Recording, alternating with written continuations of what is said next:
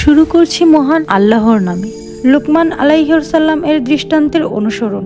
হযরত লুকমান আলাইহিসসালাম সন্তানকে যেমন আদেশ করেছিলেন, আমাদের প্রত্যেককেও তার অনুসরণ করতে হবে।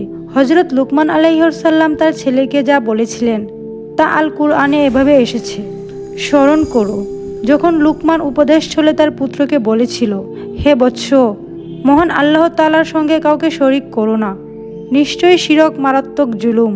সূরা লুকমান আয়াত 13। হে বৎস, কোনো কিছু পুণ্য বা পাপ যদি সরিষার দানা পরিমাণও হয় এবং তা যদি শিলা গর্ভে বা আকাশে কিংবা মৃত্তিকার নিচে থাকে, আল্লাহ তাও উপস্থিত করবেন। আল্লাহ সুদক্ষশীল সবকিছুর খবর রাখেন। হে বৎস, সালাত কায়েম করো, সৎ কাজের নির্দেশ দিও আর অসৎ কাজে নিষেধ করো এবং বিপদে আপদে ধৈর্য ধারণ করো। এই তো দৃঢ় সংকল্প কাজ। অহংকার বসে তুমি মানুষকে অবজ্ঞা করো না।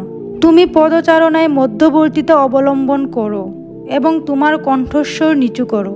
নিঃসন্দেহে স্বরের মধ্যে গর্ধবের স্মরণই সর্বাপেক্ষা অপ্রীতিকর। সূরা লুকমান আয়াত 16-19।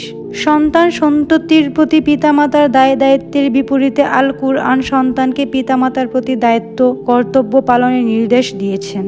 পিতামাতার প্রতি সন্তানদের কর্তব্যের স্বরূপ আল কুরআন উন্মোচন করেছে এভাবে, তোমার রব আদেশ করেছেন তিনি ব্যতীত কারো ইবাদত করতে এবং পিতামাতার প্রতি সদ্ব্যবহার করতে। যদি তোমার নিকট তাদের যে কোনো একজন অথবা উভয়কেই বার্ধক্য উপনীত হন, তুমি তাদের সাথে সম্মানসূচক নম্রভাবে কথা বলো। মমতাবশে তুমি তাদের প্রতি বিনয়ের বাহু প্রসারিত করো এবং বলো, হে আমার রব, তাদের প্রতি তুমি দয়া করো যেভাবে শৈশবে তারা আমাকে প্রতিপালন করেছিলেন। সূরা বনী ইসরাঈল 23-24। আমি তো মানুষকে তার পিতামাতার প্রতি সদাচরণের নির্দেশ দিয়েছি।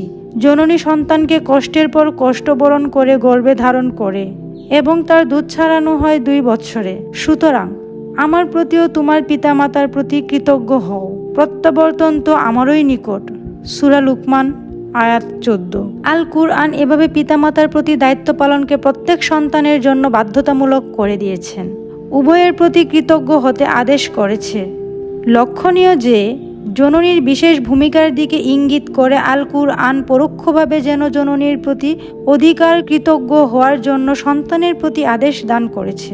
লক্ষণীয় যে জননীর বিশেষ ভূমিকার দিকে ইঙ্গিত করে আল কুরআন পরোক্ষভাবে যেন জননীর প্রতি অধিকার কৃতজ্ঞ হওয়ার জন্য সন্তানের প্রতি আদেশ দান করেছে। এখন প্রশ্ন হলো, পিতামাতা যদি অমুসলিম হন কিংবা তারা যদি সন্তানদেরকে অনৈতিক কাজ করতে বলেন, সমাধানটা আল কুরআনেই দেখুন। তোমার পিতামাতা যদি পীড়াপিড়ি করে আমার সমকক্ষে দাঁড় করাতে যে বিষয়ে তোমার কোনো জ্ঞান নেই, তুমি তাদের কথা মানবে না, তবে পৃথিবীতে তাদের সাথে বসবাস করবে সৎভাবে এবং যে বিশুদ্ধ চিত্তে আমার অভিমুখী হয়েছ তার পথ অবলম্বন করো। অতঃপর তোমাদের প্রত্যাবর্তন আমারই নিকট এবং আমরা যা করতে সে বিষয়ে তোমাদেরকে অভিহিত করব। অতঃপর তোমাদের প্রত্যাবর্তন আমারই নিকট এবং তোমরা যা করতে সে বিষয়ে তোমাদেরকে অভিহিত করব। সূরা লুকমান আয়াত 15। সুতরাং পিতামাতা অমুসলিম হলে কিংবা অনৈতিক কাজ করতে বললেও তাদের সাথে সদ্ব্যবহার করতে হবে। ইসলামের ব্যাপারে তাদের সাথে আপোষ চলবে না। ইব্রাহিম আলাইহিসসালামের পিতা মূর্তি পূজারী ছিলেন, তাই বলে তো ইব্রাহিম আপোষও করেননি।